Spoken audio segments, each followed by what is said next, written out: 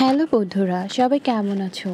আশা করছি ভালো আছো। চলো আজকের গল্পটি আমরা দেখে নিই। সেলিনা হোসেন জন্ম 1947, বাংলাদেশের একজন গুরুত্বপূর্ণ কথা সাহিত্যিক। তার উল্লেখযোগ্য বইয়ের মধ্যে আছে পোকামাকড়ের ঘরবসতি, যাপিত জীবন, যুদ্ধ, গায়ত্রী সন্ধ্যা, মানুষটি ইত্যাদি। নিচের গল্পটি লেখকের আকাশপরী উপন্যাসের অংশ বিশেষ। আকাশপরী লিখেছেন সেলিনা হোসেন। মেয়েটি মায়ের কপালে হাত রেখে আলতো স্বরে ডাকে, ওঠো, আর কত ঘুমোবে। মা ভীষণ আদরের অনুভবে পাশ ফিরে শোয়। মেয়েটি আবার ডাকে, বলে, ওঠো, ভোর হয়েছে। ভোরের আলো দেখবে না? তুমি না ভোরের আলো ভীষণ ভালোবাসো? হ্যাঁ, ভীষণ ভালোবাসি। আমি ভোরের আলো দেখব, রোজ ভোরেই তো দেখতে চাই, কিন্তু হয়ে ওঠে না। ছাদে এসো, আমি যাচ্ছি। মা ধড়মড়িয়ে উঠে বসে, কিন্তু পাশে কেউ নেই। কে ডাকলো তাকে? মা চোখ মুছে চারিদিকে তাকায়, কেউ কোথাও নেই। সঙ্গে সঙ্গে বুঝে যায় কে তাকে ডেকেছে। মা একটা দীর্ঘশ্বাস ফেলে ছাদে উঠে আসে। বাহ, কি অপূর্ব আলো, স্নিগ্ধ, নরম। মা নিজেকে বলে। মেয়েটি খিলখিল করে হেসে ওঠে। মা চারদিকে তাকায়, বলে, আমি তো ওই আলোর ভেতর তোমাকে দেখতে পাই, তুমি কি আছো? মেয়েটি কথা বলে না। স্নিগ্ধ বাতাস মাকে ছুঁয়ে যায়। মা দুহাতে মুখ ঢাকে, তার চোখ দিয়ে জল গড়ায়। কেঁদো না। মেয়েটির কণ্ঠ, এভাবে ছুঁয়ে গেলে তো হবে না, আমি তো তোমাকে দেখতে চাই। আমি এভাবেই তোমার কাছে থাকি। আমি তো জানি তুমি টের পাও কখন আমি তোমার পাশে এসে দাঁড়াই। পাই, পাই। মা চোখ মুছতে মুছতে সিঁড়ি দিয়ে নেমে আসে।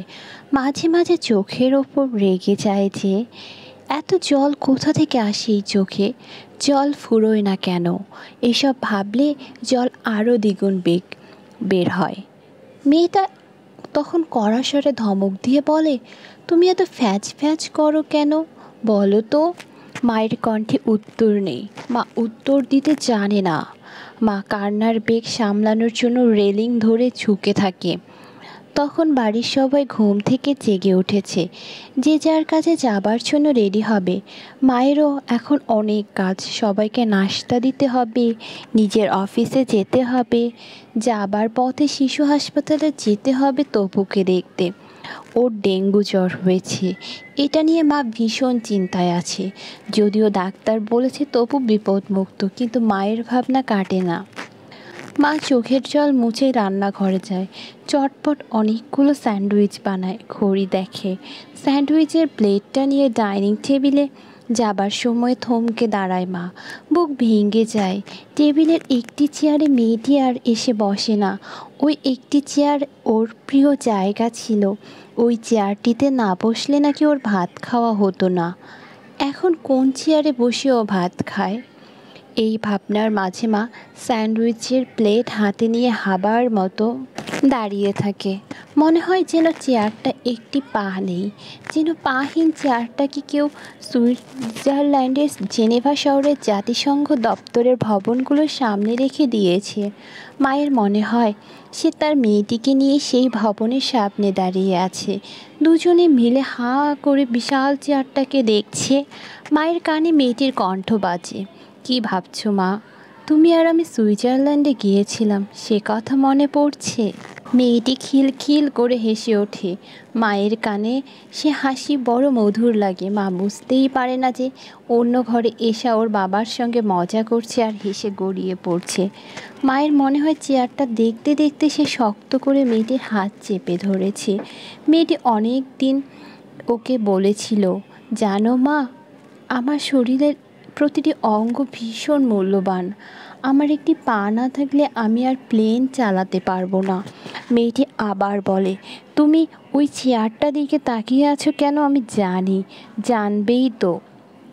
তুমি তো আমাকে বলেছ ভূমি মায় নিষিদ্ধ করার আন্দোলন শুরু হয়েছে, কারণ যুদ্ধ শেষ হয়ে যাবার পরও পেতে রাখা ভূমি মাইন বিস্ফোরণে অনেক মানুষ মারা যাচ্ছে কিংবা পঙ্গু হচ্ছে।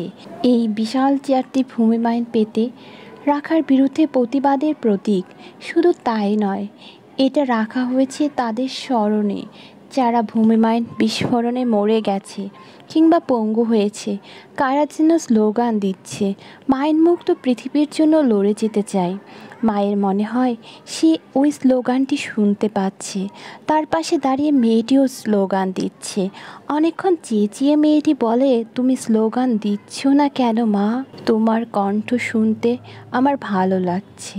স্লোগানটি দেওয়ার সময় তুমি যে অন্যরকম হয়ে যাও তা দেখতে আমার ভালো লাগছে। আমাকে দেখতে দাও। ঠিক আছে, দেখো, কিন্তু আমি যখন এই পৃথিবীতে থাকবো না তখন কিন্তু তুমি আমার হয়ে স্লোগানটি দিও। মা আঁতকে উঠে বলে, না, এমন কথা বলবে না। তুমি থাকবে না কেন? আমি তো আকাশপরী হয়ে যাব মা। তখন দূর থেকে দেখব পৃথিবী মাইন মুক্ত হয়েছে। ঘটে যাওয়া যুদ্ধের পরেও পেতে রাখা মাইনের কারণে কেউ হারাচ্ছে পা কিংবা জীবন। এসব কি বলছো তুমি? তখন আমি তোমাকে ছুঁয়ে দেখতে পারবো তো? ছোটবেলা থেকে কত না পরীর গল্প শুনেছ, তাকে কি ছুঁয়ে দেখতে পেরেছো? ওহ মা গো, আমি চাই না এমন দিন আমার জীবনে আসুক। আমি তোমাকে বুকের মধ্যে ধরে রাখতে চাই। মায়ের শরীর থরথর করে কাঁপে। হাত থেকে পড়ে যায় স্যান্ডউইচের থালা। ছুটে আসে এশা আর ওর বাবা। কি হয়েছে তোমার? মা ফ্যাল ফ্যাল করে তাকিয়ে থাকে, কথা বলে না। তারপর চিৎকার করে কাঁদতে থাকে। ওরা মাকে নিয়ে বিছানায় শুইয়ে দেয়। মা বিকেলে তবুকে দেখতে শিশু হাসপাতালে যায়। তপু মায়ের বান্ধবীর ছেলে। গিয়ে দেখে তপুর বিছানা শূন্য, ওখানে অন্য রোগী। মা ভাবে তপু বোধহয় ভালো হয়ে বাড়ি চলে গেছে। মা ওয়ার্ডের দিকে চারিদিকে তাকায়। দিনের বেলায় ডেঙ্গু জ্বরে অসুস্থ বাচ্চাদের মশারির ভেতরে রাখা হয়েছে। কেমন অদ্ভুত দেখাচ্ছে হাসপাতালের ওয়ার্ড। মাকে ওই বেডের কাছে দাঁড়িয়ে থাকতে দেখে মাসের বেডের মহিলা জিজ্ঞেস করে, আপনি কাউকে খুঁজছেন? হ্যাঁ, এই বেডে তপু নামে একটা বাচ্চা ছিল। ঘন্টা দুয়েক আগে ও মারা গেছে। মারা গেছে? মায়ের মাথা ঘুরে উঠলে কিছু একটা ধরার জন্য হাত বাড়ায়। তখন সেই মহিলা তাড়াতাড়ি মাকে ধরে ফেলে, টুল টেনে বসতে দেয়, বলে, কিছুক্ষণ আগে সবাই লাশ নিয়ে বাড়ি গেছে। মা কথা বলতে পারে না, মহিলার মুখের দিকে তাকিয়ে থাকে। মহিলা জিজ্ঞেস করে, রুগী আপনার কি হয়? বান্ধবীর ছেলে। এখন আপনার বান্ধবীর বাড়িতে যাবেন? যাব, যেতেই তো হবে। তারপর দ্রুত মাথা নেড়ে বলে, না না, যাব না। কেন যাবেন না? এখন কেউ মারা গেলে সেখানে আর আমি যেতে পারি না। কেন? আমার মেয়েটি যে আকাশপরী হয়েছে। মানে? মহিলা অবাক হয়ে তাকায়। মা মহিলাকে ধন্যবাদ দিয়ে উঠে চলে আসে। মহিলার কথার জবাব দেয় না। গাড়িতে উঠে ড্রাইভারকে বলে, ফজলু, তুমি আমাকে আমার মেয়ের কাছে নিয়ে যাও। ফজলু বুঝে যায় কোথায় যেতে হবে। ও মিরপুর শহীদ বুদ্ধিজীবী কবরস্থানে আসে।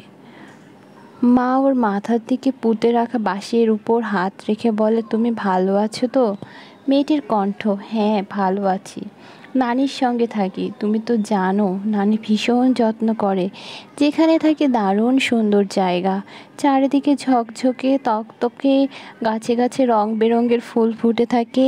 ভোরবেলা পাখিগুলো কি সুন্দর গান যে গায়। গান শুনে আমার ঘুম ভাঙে। আচ্ছা মা, আমাদের ঢাকা শহরটা এমন সুন্দর হয় না কেন? মা চোখে আঁচল চাপা দেয়। মেয়েটি আবার বলে, তোমরা আর কতদিন এই শহরের এইসব জঞ্জালের মধ্যে থাকবে? মা মৃদু স্বরে বলে, যতদিন বেঁচে থাকতে হবে ততদিন। মায়ের নাকে কামিনী ফুলের গন্ধ এসে লাগে। বাতাসের একটা ঝাপটায় এক ঝলক গন্ধ। মা চারদিকে তাকায়। শত শত কবর, সব কবরের গায়ে গজিয়ে উঠেছে হরেক রকমের ফুল। কত যে তার গন্ধ। মা বুক ভরে শ্বাস টানে। মায়ের মনে হয় স্বস্তি পাওয়ার জন্য এটাই এখন উপযুক্ত জায়গা। এখানে কালো ধোঁয়া নেই, বাতাসে সীসার গন্ধ নেই। এখানে এলে চমৎকার সময় কাটে। মাকে দেখলে ছুটে আসে শিশুরা।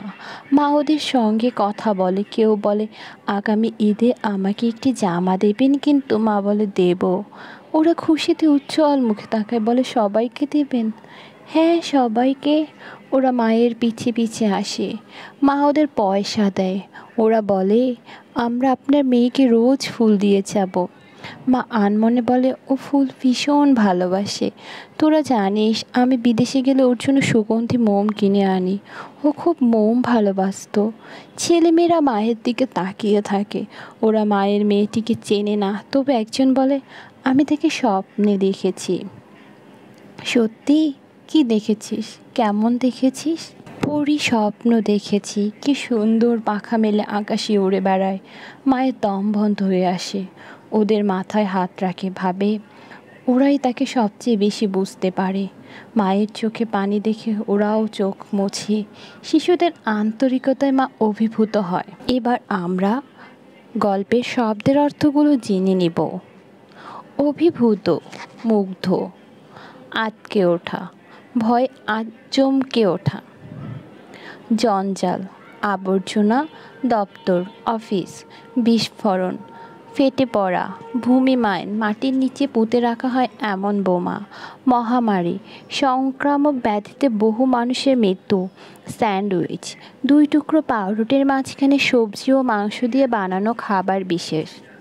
বন্ধুরা, আজকের গল্পটি এখানেই শেষ। দেখা হবে পরবর্তী কোনো ভিডিওতে। সবাই ভালো থাকবে, সুস্থ থাকবে।